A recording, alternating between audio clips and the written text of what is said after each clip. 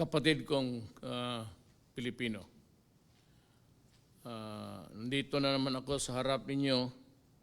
Ako yung may reklamo, hindi ngayon kayo sa akin, kung ako ang magreklamo sa inyo. Una, itong quarantine natin, enhanced o it's really intended to protect the other guy. Kung ayaw mo na maprotektahan ka, then the reason behind kung bakit ka pinipigilan is para sa kapwa-tao mo. In the sense na kung ayaw talaga ninyong maniwala, nagmamatigas ang ulo ninyo at kulang yung disiplina, talagang hindi ito mahihinto. Kasi every time magdidikit kayo, nakita ko, nagsasabong kayo, may painom pa. I'm calling on the local government units to kindly just follow the direction or guidelines. Hindi nga naman ako namimilit. Hindi nga ito martialo And even dyan yung martialo, you do not put people in prison. Walang rason ang martialo kasi wala namang virus dyan, wala namang bacteria, wala namang whatsoever. Hindi nga naman ito martialo, pero parang martialo na rin in the sense that I have to impose something on you for your own good and for the good of the country and people. Sa akin, pag ayaw mong sumunod, ako lang ang if you ask me, sige, bahala kayo. Pagdating ng panahon, huwag kang pumunta sa akin, magpa-ospital ka, tapos ako pa ang pagastusin mo. Ginusto mo yan Ngayon, alam ko na sabik na kayo. Para kayong taga-bilibid, lahat tayo, pati ako. Hindi na nga ako makauwi sa Davao. Birthday ng apo ko, birthday ng yung partner ko, birthday ng anak ko, hindi makauwi. Bakit? Hindi ako pinapayagan ng mayor doon na makapunta. Walang eroplano na may pasahero makalanding sa Davao City. Pinagbabawal ng mayor doon. Kung sang-ayon ba yan sa instruction ko o yung rights of the people to travel, malaking debate na yan At saka ayaw ko makipag quarrel with anybody, especially the mayor of Davao City na anak ko, hindi naman nung patalo yan. Magsisigawan lang kami, mukhang gago kami sa publiko.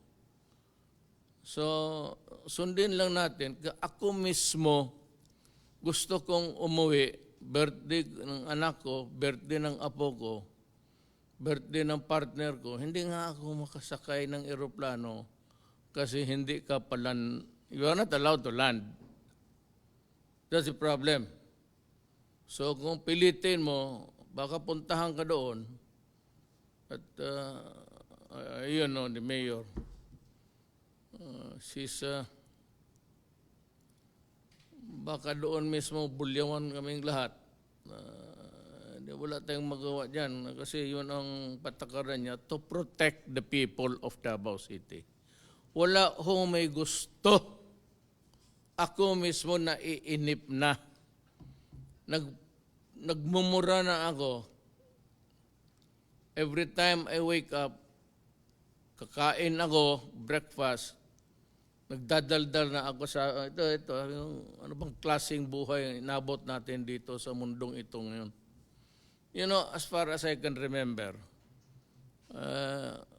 walang ganitong nangyari, yung epidemic. Epidemic is kung sa Pilipinas lang. Pandemic is yung buong mundo. tayo ang nakatikim ng pandemic. And ang sakit nito, mahirap awahin. Hindi mo makikita at basta na lang yung transmission. Sabi ko nga, I do not believe na yung sabi 2 days after the warning, nag-lockdown ako. I believe that even during the previous months, meron na yan at nakapasok na dito. Hindi lang alam ng mga tao. So yung hindi nakapag-ospital, mahirap. And that is a very terrible, yan, the irony of it all, yung namamatay sa bahay at sinabi lang may lagnat, hindi naman nakapag-examine sa doktor. And for all you know, nandyan na yan. Yung COVID na yan could not travel more than 2 days nandito na yan, daladala na yan at ng ating mga bisita. Ayaw ko naman magdada ngayon. Hindi naman nila gusto.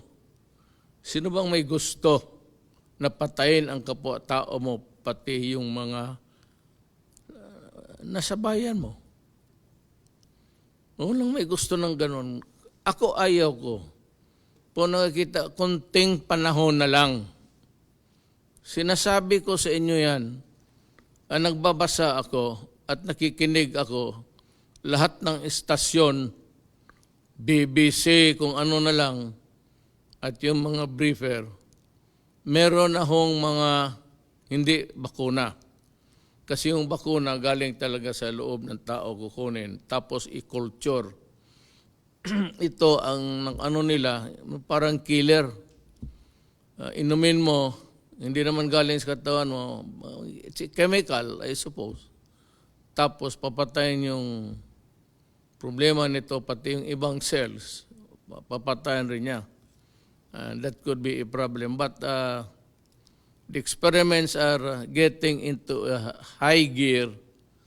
Baka makakita tayo ng lunas in a few days. Once there is yung ma-perfect nila, and they are ready to market the medicine, I will lift immediately. Not a single, not even a single moment of delay. Patanggalin ko yan kasing inip na talaga rin ako. Nang itong mga local government units, I'd like the DILG to investigate sino ang pasabong pati yung nagiinuman. Alam mo, sa totoo lang, yung kayong nagsasabong pati nagiinuman, ibig sabihin may pera kayo. Kaya ko papaano kung saan eh. Do not expect any help from me. Sabihin ko talaga. Yun ang huli. Sorry na lang. May pera pala kayo pang sabong, may pera pala kayo pang inom. Di ibigay ko na lang, there's not enough to go around. Hindi talaga magkasya. We're getting low sa supply ng pagkain na. Ilang araw na yan, buong Pilipinas, pinapakain mo. 18 million families. Sa isang pamilya, ilagay mo na lang 4, 5. Ilang bunganga yan. Yung counting natin na pamilya, in a family, magtanong tayo ilan sila. Kaya yung assistance binibigay ng gobyerno, dapat talaga gamitin ninyo sa wastong paraan. Now, for those people who are identified by the barangay captains and the mayors who are violating the quarantine, pasensya ho kayo. Help would not. Kung gano'n may pera pala. So, kulang na kulang nga, ibigay ko na lang talaga sa yung nangangailangan at wala nang mapuntahan. The thing is, you must not reduce the population into something like they are hopeless. And alam mo, itong mga nagbabatikos naman, there will always be a time for everything. And I hope that the next time, apang magsabi ako, maniwala kayo. Kasi po ako sabi, walang politika, hindi na po ako makatakbo. First and last ko to. And then but for the sake of the country, I will identify yung mga Pilipino na walang ginawa kung hindi magbatikos, maghanap ng mali, para lang may masabi at marinig sila ng mga tao. Yan ang iwasan ninyo. Yan yung naglalaro ng politika. At for so many years, ilang taon na sila nandyan, puro posturing, porma, choy, pretty boy. Marami yan. So may mga babae rin na yak-yak ng yak-yak, wala namang ginagawa. Sa panahon nila, puro corruption. Mamakalinis. Huwag ko kayong makinig dyan. Dito kayo makinig sa gobyerno. Total, ako ang nagdadala. I'm telling you, we're doing everything honestly. Hindi kami humahawak ng pera. Maraming mga milyonaryo nagpunta, nagsabi, magbigay ng tulong, ipapadaan sa, alam mo na. Siyempre, para malaman ng presidente, talaga nagbigay sila. Sabi ko, hindi ako nagtatanggap ng pera. Idiretso ninyo yan doon sa ospital. Do not, I'd like to, this is also maybe for the information of everybody. Do not come to me bringing money. I do not accept. Ayaw kong humawak ng pera. Kasi ayaw kong magkwenta. Pag siningil ka balang araw, saan yung, ayaw ko ng ganun. Gusto ko wala. Para pagdating ng panahon, sabihin ko, ano kaya mo dyan? Ano bang hinawakan ko? Gaya ng itong mga komunista, mga left, intelligence fund. Intelligence fund, hangin yan. Kukolektahin yan. Tapos pagdating ngayon, itong budget na ito, yun ang guide natin paano gastusin sa nakolekta natin. Pero wala tayong pundo na paghati-hatian natin yan. Yung savings, iba yun. Yun ang ginagamit ko rin. Pag maubos yan, then we start to borrow. Pag wala nang naubos na yung pautang, then we sell the assets of the government. I hope that this dilemma that we are facing now will end soon. Lahat naman tayo nagdadasal. Ako, I seldom pray, believe me. Bihira ako na medyo, hindi naman nakaluhod, nakaupo lang sa kama, tapos calling the Almighty God to have mercy on His people for all mankind. Kasi ipit tayo. Kung wala na tayong ibang nasa kanto ka na eh. Wala ka na ibang matawagan. Hindi mo matawagan kung ano, mga eksperto hanggang ngayon. Nabubungo na kung paano nila gawin ang vaccine. But, sabi ang bakuna is about 2021. Ang bakuna. Pero yung ibang medisina, yung mga killer antibodies, nandyan na ata. Pero yung bakuna which should give us a permanent immunity sa sakit na yan, wala pa. So itong killer, baka pagkatapos, you are not careful, babalik rin. Now ngayon, bakit ayaw mo lang, baski piecemeal? Sabi kasi ng mga experts, hindi naman ako expert. Hindi ako abogado, hindi ako doktor, abogado ako.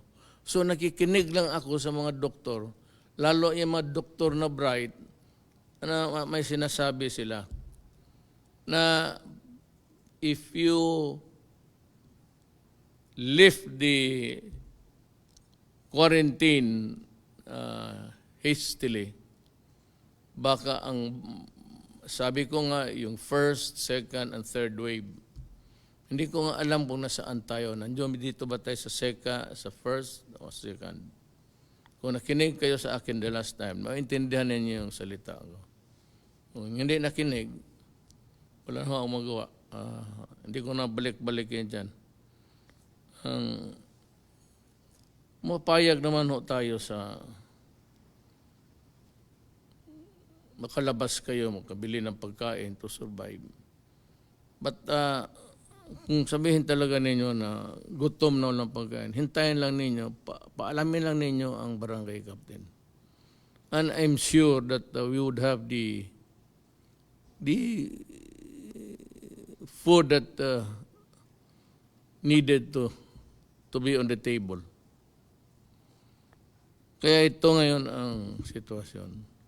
I'm just asking for your disiplina, konti. Kasi pag ayaw ninyong maniwala, mag-take over ang military pati police. I am ordering them now to be ready. Ang police pati military ang mag-enforce sa distance, social distance, at yung curfew. Sila na, parang martial law na rin. Mamili kayo. Ayaw ko. Pero pagka naipit na yung bayan at walang disiplina kayo, hindi na bali sana kung hindi kayo maniwala sa akin, no? Wala man ang paki. Hindi mo tayo kaibigan, hindi tayo kapartido, ayaw ninyo sa akin, hindi, okay lang.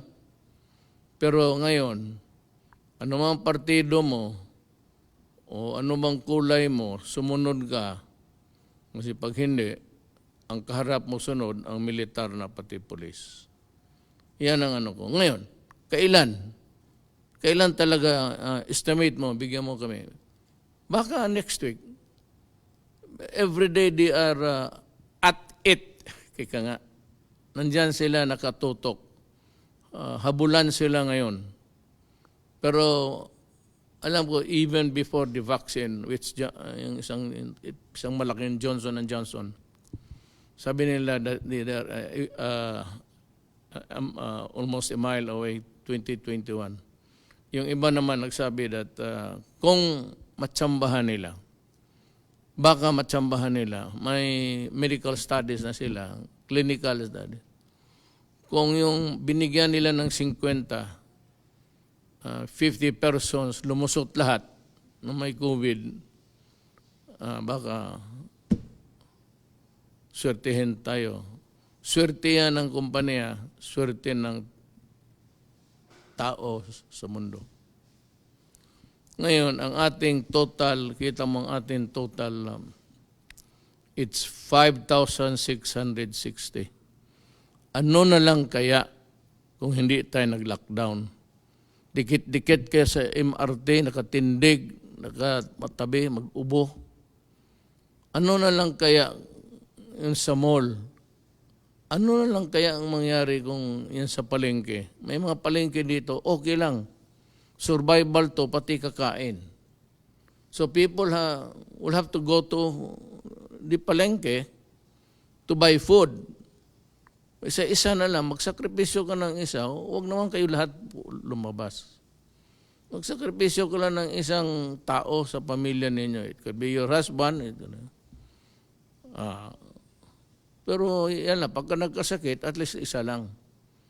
Kaysa magsabay kayo lahat, baski doon sa bahay, huwag kayong, lalo na kung may ubo, i-isolate mo na siya. Kung isa lang yung kwarto ninyo, di doon siya sa kanto. Maglagay kayo ng kumot dyan, ilatag mo dyan sa lugar niya para at least yung ubo niya. Dali naman yan. Yung ang panyo, lagyan mo lang alcohol, doon mo ibuga. Okay na siguro yan. Yung wala nang iba na kwarto ninyo, bilihan lang alcohol, mura. At least you can afford it. Sabi ko nga, kung ano lang, kamay-kamay lang, walang problema yan. Maglagay ka lang ng drum dyan, puno ng gasolina. Ilagay mo lang yung kamay mo dyan. Patay na yung... But these are things which we think that we'll have to resort to. In extremis, ika nga yung wala na. Ngayon, ang maganda nito, kasi 5,660 cases, ang 435 naka-recover. Ang 362 patay.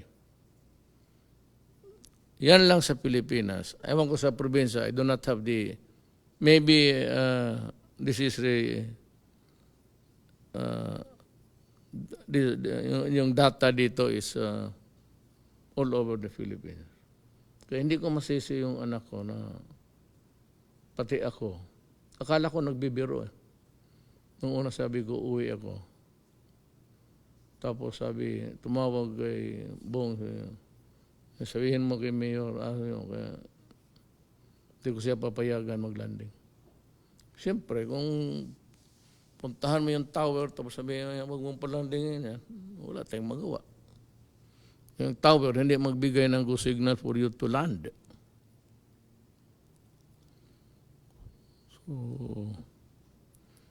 So ulitin ko yung nahuli. Yung nahuli na pinaglalaruan ninyo yung pera ng gobyerno intended to help you. It's not na lahat kayo kinukundin ako. Probably there are about 80% na ano. Pero yung 20%, mga tarantado talaga. Ang problema, kung yung pamilya na yan, yung asawa, kasali sa 20%. So, magsusugal ako ngayon. O para sigurado, ang pera hindi masugal, hindi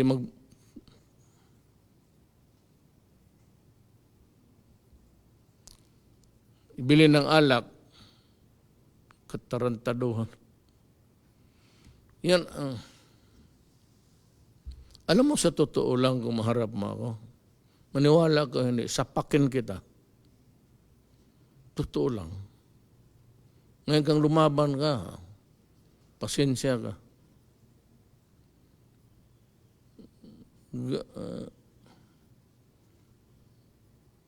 Ganun talaga. Pag may ibigay ako na pera tapos na, pati yung mga pulis mahuli ko magpiat-piat dyan sa estasyon. Tagdalawang suntok yan. Maglilinya yan. Kakala mo ang yaman ninyo, susugal kayo. Kulang na nga ang pera, buti ngayon, dublado na, isugal pa ninyo. At saka yung mga gagong pulis na sasabungan lang palagi. Wala na nga pera para pang pamilya, waldasin pa ninyo sa mga bagay ng inuman, sugal. Kaya sabi ko, maabutan ko kayo. Maniwala ka. Taga mo sa kung saan mo itaga yan.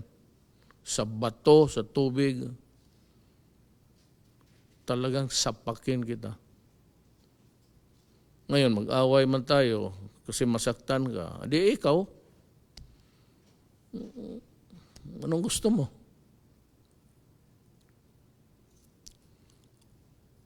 Buti magkaintindihan tayo. Hindi ako napagtapang-tapangan. Lahat naman kayo matapang eh. Hindi nga kayo natatakot na mahuli na inuman sa labas, nagsusugat. Kung ang tawag mo dyan, kung hindi, ano yan, kung hindi katapangan. So lahat tayo, parang inyong katapangan ninyo, letse, mga puro mo kayo ulol.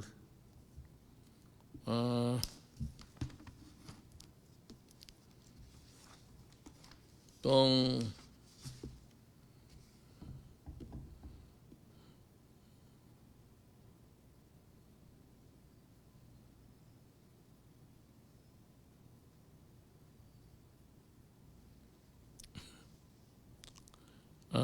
kasi dito kasi na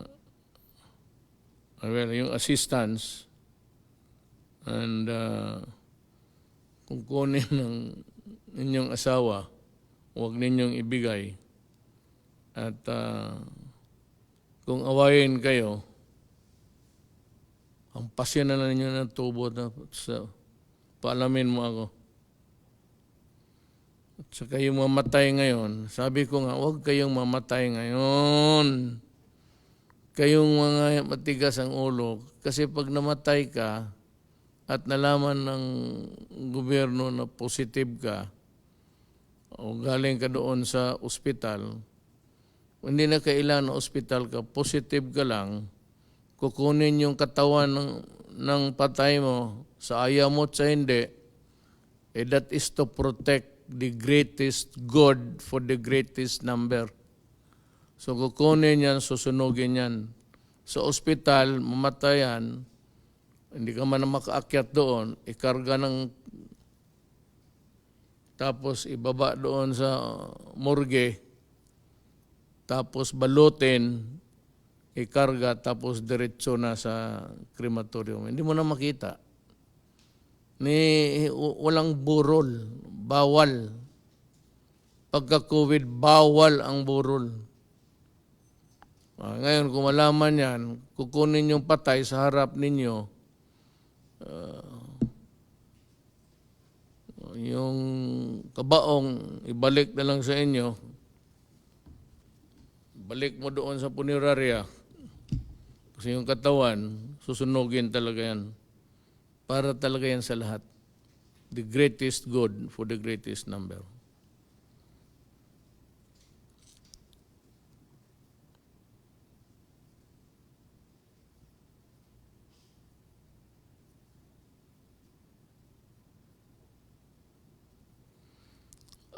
Gobyerno lahat.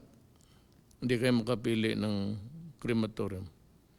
The procedure as outlined by the Department of Health, hindi sa amin, masunod talaga. Ito namang may-ari ng crematorium, may I ask you to maintain yung presyo ng cremation before, ante-quarantine. Ibig sabihin, yung presyo na wala pa tayong problema, yun ang ibigay ninyo. Nakikiusap ako. Total negosyo yan eh. Kumikita kayo ng pera, sunusunog yung katawan. So, ngayon, kung taasan ninyo yung presyo, tapos iiwan ko yung patay dyan sa inyo. Sabi, sunog, magkano, ito. Tapos sabi ko, huwag niyong taasan ninyo. Tapos magsabi sila, tawag sa akin, Mayor, ayaw man, dito yung presyo nila. Sige, iiwan yung patay dyan. Iwan niya sa hagdanan nila. Bahala na sila niyan. Tsaka itong hospital, alam ko delikado. Alam ko in ordinary times, talagang unreasonable. But I said we have a crisis and it's killing people. Ngayon, pag sa ospital, wala kayong kwarto na segregated for COVID patients because doon sa ibang hospital sa ninyo gustong dalhin, mahirap yan. You better, pagka ganon, maghanap kayo ng kwarto dyan sa labas, ilagay ninyo yung pasyente doon. Or, bahala na kayo.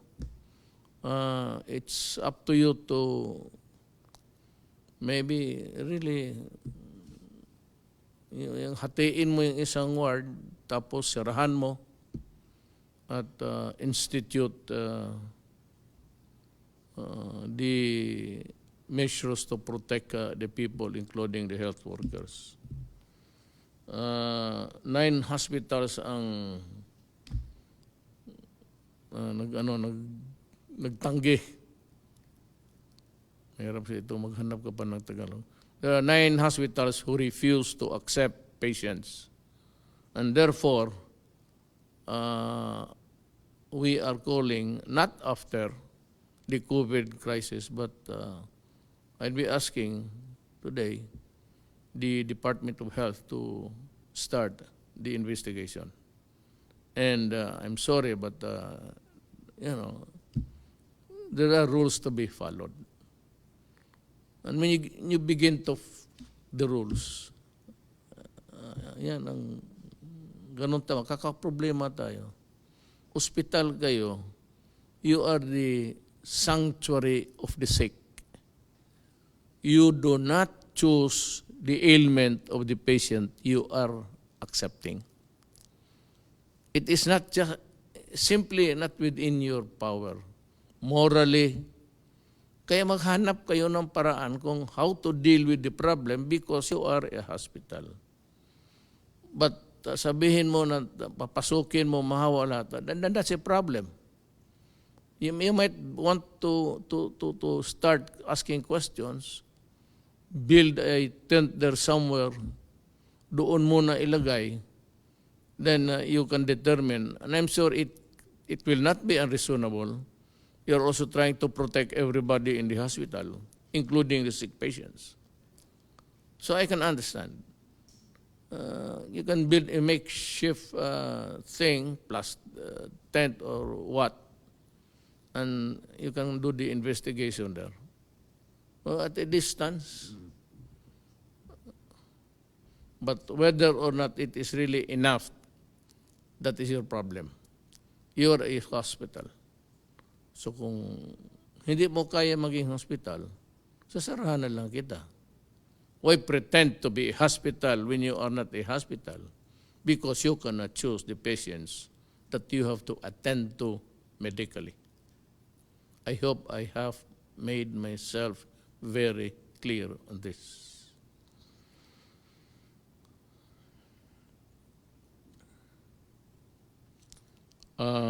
Also for the doctors to take note of what happened to the patient, because questions will be asked later, and you will be in a position to answer correctly.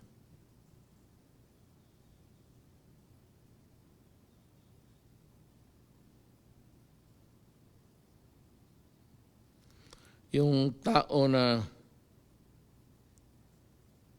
hinuli, you have to, I know that the police, military, and everybody else, for that matter, just want also to enforce the law. But kung yung tao naman nakita mo and you are satisfied with the explanation, kung nagdala ng carrot saan niya nakuha para pakain sa pamilya, sabihin mo saan siya nakatira. And kung hindi na wala namang sakit, for the police to ipasa na lang. Kung taga Tondo, ganun, ihatid mo sa boundary, tawagan mo yung police doon, na ihatid ninyo kasi nakatira sa dyan sa Tondo, kayo na maghatid. And let the barangay captain inform him of the situation, that there's a guy here, family was not eaten for, tulungan na lang natin. I'm sure if you bring this to the attention of the mayor, Mayor Moreno, and every mayor for that matter, no mayor could ever also bear to see his constituents die of hunger. So I'd like to remind everybody that whatever we do here, there has to be a humanity in it. It's just a question of enforcing the law. You have to take into account the humanity angle. So, kaawa naman.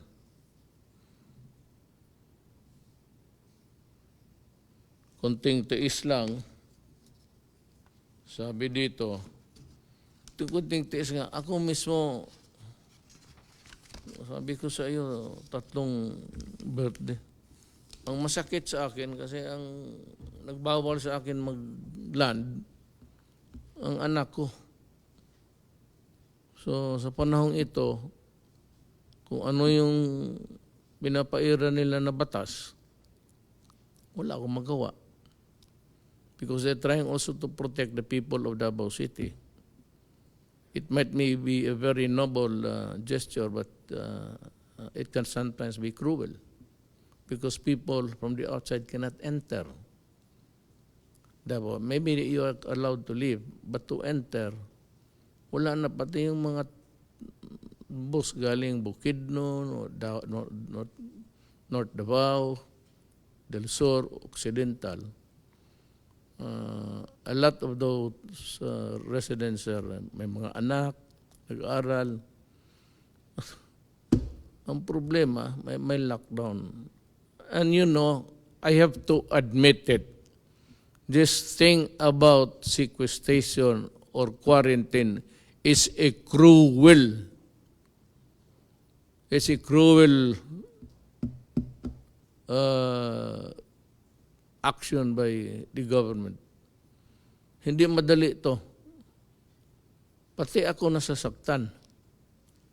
Problem is, kung magdikit-dikit tayo uli, palabasin ko kayo lahat, magsakay na naman kayo ng train, lalo na nga, marami ng puntahan kasi ilang araw na bara. Magdikit-dikit na naman tayo, isang ubo lang, haros yung... Kasi kung hindi ko nilockdown ang Pilipinas, no? Kita mo yung mga bansa na, hindi naman, I don't know if it's... kayabangan rin ng mga leader. Ayaw. Dito tayo ang nauna sa Asia. Tayo talaga ang nauna sa Asia. Maybe, hindi naman ako nagyabang, maybe because I was really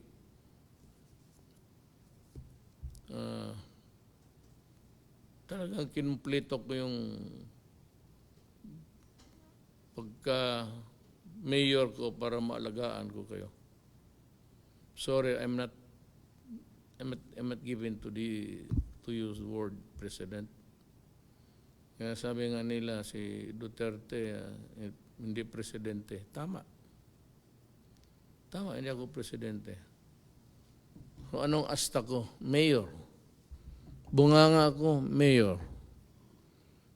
Lahat ng galaw ko, mayor lang ako.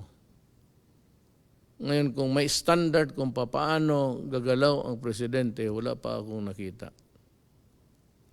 Walang guideline, paano magdamit, paano maswerte na.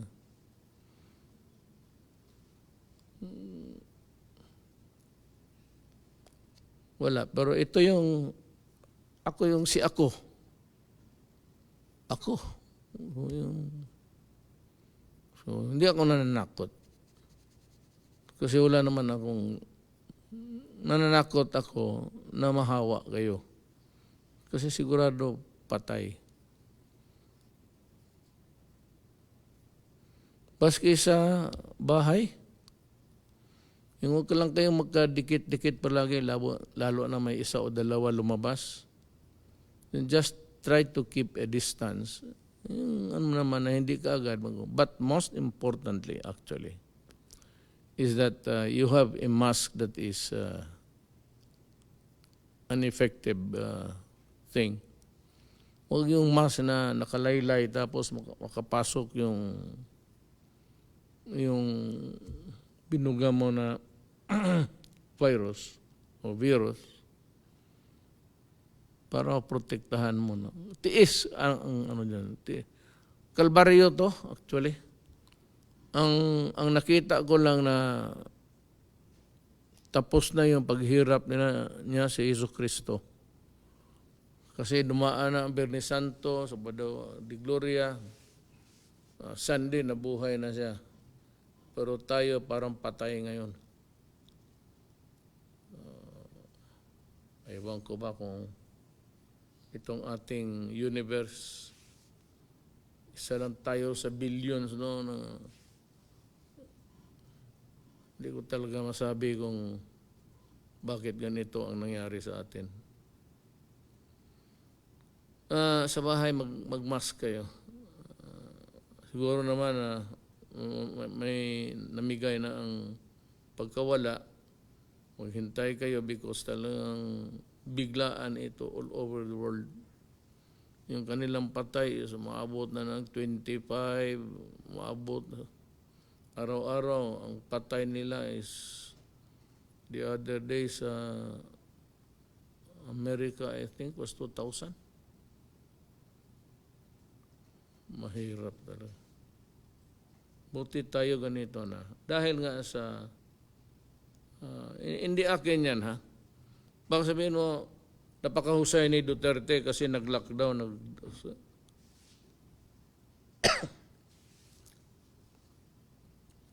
Ang may sabi niyan, yung mga doktor, hindi ako. Hindi akin itong social distancing. Itong distance rule. That's not mine. Hintay lang kayo. Sabi ko, pag nandyan na yan bukas, may mga ano na yung iba atat na rin yung gusto nila ilabas yung kanila antibodies na. Wala ng proseso, antibodies na. Yan, yung iba, usually magkuha ka kasi ng doon sa patay, kunan mo ng dugo niya, i-inject mo doon sa kabayo. Yung kabayo, kaya niya ng yun ang inject mo dandahan sa kabayo rin.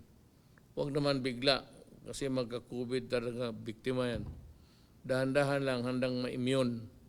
Pag marami ng antibodies yung kabayo, doon na kunin yung maraming, dumaan na yan ang kabayo. Ngayon ng kagat ng ahas. Kaya sa Mindanao maraming ahas. Pero hindi ko alam na karamihang kubra lumipat na dito. Nakita mo nagdadaldal. Ayan ang mga kubra. Walang ginawa kung hindi maghintay, magkagat. Just to be able to open her or his mouth. Para sabihin, alam lahat. Tangay may mga tao dyan na sa Kongreso, lahat. Na baski anong topic, may masasabi talaga. Ganoon yan eh. Magdagdag. Kaya ayaw magpaiwan. Sabi ko, there will always be a time for reckoning. Dating ng election, sabihin ko sa inyo, kung sino yung tao na dapat pili. Pumili kayo ng baka may next COVID. Kikita mo naman kung sino-sino sila. Ano ang nagawa? Ito lang tanong ko. Dumaan naman kayo. Ano ang nagawa ninyo para sa bayan? Yan lang.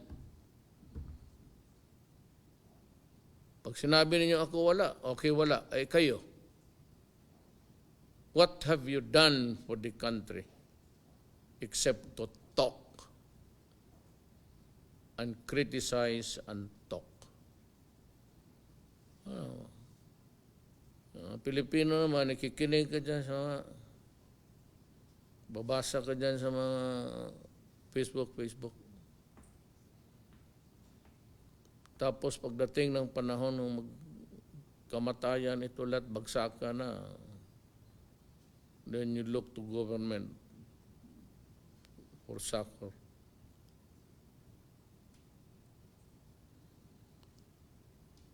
So yan lang ang maibigay ko sa inyo. Kung ano ninyo gusto, kwentuhan ko kayo sa anong gusto ninyong kwento.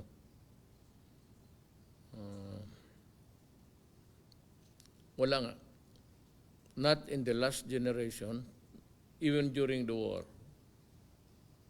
Sabi nila, matatanda. Ngayon lang talaga sila nagkaroon ng experience na ganito. Tako tayo sa bahay. Sabi nga na isang smart elect, paano natin malabanan yung COVID, Mayor, kung nagtatago tayo sa bahay? correct ka. Yun ang misteryo ng COVID. Nakatago ka na at gusto mong mag-away. Ang awayin mo, magtago ka. Di ba? Magtago ka dahil mahawa ka. Gusto mong labanan, o sige, labanan natin. Paano? Magtago ka. O, ganun rin. Ang China, kasi nagsunod, yung sa UB, saan galing yung doon nag-umpisa itong contamination? Okay na. Nag-lockdown sila 59 days. Nung isang araw, binuksan nila. Maligaya na sila. Sumunod eh. Kasi wala na silang positive. Not one of, not even one sa population. So, sunod lang tayo, baka magkaroon rin ang mangyari para magpasalamat tayo. Again, I said, I know it's hard. Alam mo, sa totoo lang, gusto ko na lumabas kay. Alam mo bakit? We are running low. Low as in low yung ating supplies. Sabi ko nga, we cannot feed you wherever hanggang kamatayan. Hindi ka naman paggamot lahat ka agad-agad. Ilan lang ospital. Wala man ang hospital na libo eh. Kaya we had to go for yung makeshift hospital for the numbers. At yun namang mga may-ari ng mga buildings, mga hotels na who so generously offered. One day I will maybe go to you and thank you personally for helping us. In the meantime, mga kababayan ko, kunting panahon na lang. Kung may access kayo sa internet, nandyan lahat, nilalatag na nila kung ano. So, wag na yung vaccine. Itong mga killer antibodies na lang. Kasi kung mabili yan, in mass production, mabigyan ng quota yung Pilipinas at sufisyente, I will lift ang medisina lang kailangan ko. Vaccine 2021. Kung baga ito, kung bacteria, antibiotic, penicillin, gano'n. So, pinapatay yan. Hindi dahil sa katawan natin, kung hindi dahil sa injection. Kunting panahon lang. Kunting tiis na lang talaga. Nakikiusap ako. And besides, I said we are running low sa supply. So we are negotiating again now. If we can have, we can borrow. Kasi yung may sabi mo na $500 million, part of that really is to control COVID. So, may ano mo talaga yan. Hindi mo pwede gastusin yan sa infrastructure. It's intended just for the human being. So, dadating rin yung panahon na yan. In the fullness of God's time, the antibodies and the vaccines will come. Maraming salamat po.